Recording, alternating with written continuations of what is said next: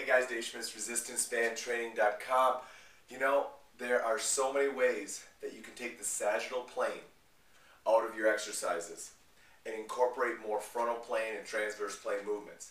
Now, why would you want to do that? Well, when you look functionally at how our body was developed, number one, the transverse plane is often the plane that we lose first as we get older because of tightness, because of loss of control and stability. Next goes the frontal plane, and then lastly, the sagittal plane starts to be lost. And you can notice this when you start to look at our elderly population. So that said, I think the longer we keep our transverse plane and our frontal planes moving in our exercise program, the better we're going to sustain those movement patterns and those planes. And you know what? I'm all about doing that. So here's the deal. Resistance bands are perfect to go ahead and get out of the sagittal plane. And I'm going to show you 7 exercises right now in the next few minutes that look like traditional exercises that you've probably been doing. And we're going to go ahead and take the sagittal plane out of it, or we're going to go ahead and make sure we bring the frontal plane and the transverse plane into it. Let me show you what I mean. Let's go to pulling first.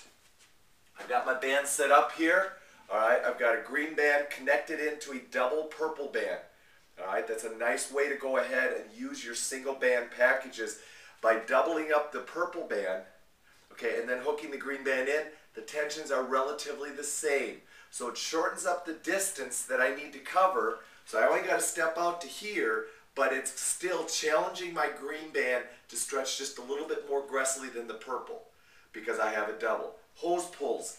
Obviously, normal rowing, we could go in the sagittal plane pulling here, but hey, just turning our body and now letting ourselves reach across, not only are we engaging the hip in a transverse plane, we're engaging the trunk in a transverse plane.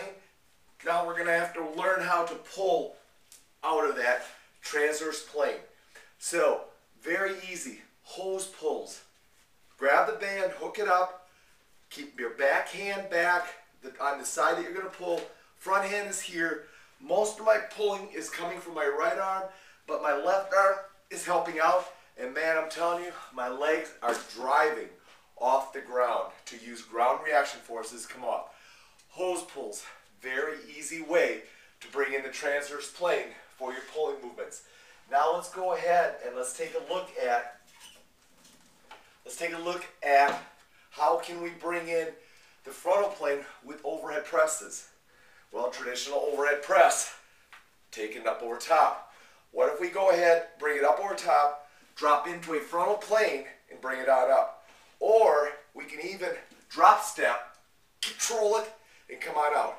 So frontal plane drop step or a transverse plane drop step. Easy and quick way to bring in all multiple planes into a simple overhead press. Now let's take a look at this.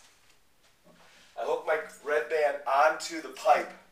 I'm going to step into the red band and I'm going to go ahead and do traditional split squats. No, I'm not. I'm going to turn myself, create a frontal plane vector. I'm going to put my foot down here, hands up here, and now because of the vector, as I go into my split squat, I've got to learn how to control against that, which means this leg is going to work much more effectively, much more different, okay, significantly different than if I put it in the sagittal plane and let the band pull me directly here. I got a sagittal plane movement here, sagittal plane movement here. Frontal plane movement or vector here, sagittal plane movement here. See how quick and easy you can go ahead and bring in that frontal plane into any of your split squats, reverse lunges, regular squats, any movement that requires you to drop down into that traditional squat movement. Let's not stop there. Let's go ahead and let's look at pillars. Stationary pillars on the floor, dropping onto our forearms. Okay, now we bring it up, and you've seen me do this before, where we place it here and we work on pillar strength here, keeping the rib cage down, not letting it flare up, and making sure we don't get into that lumbar extension. But now, by just directly putting it here, we bring in the frontal plane. Now if you put a step in with it, you have created a frontal plane movement with a frontal plane vector to challenge your trunk more unilaterally.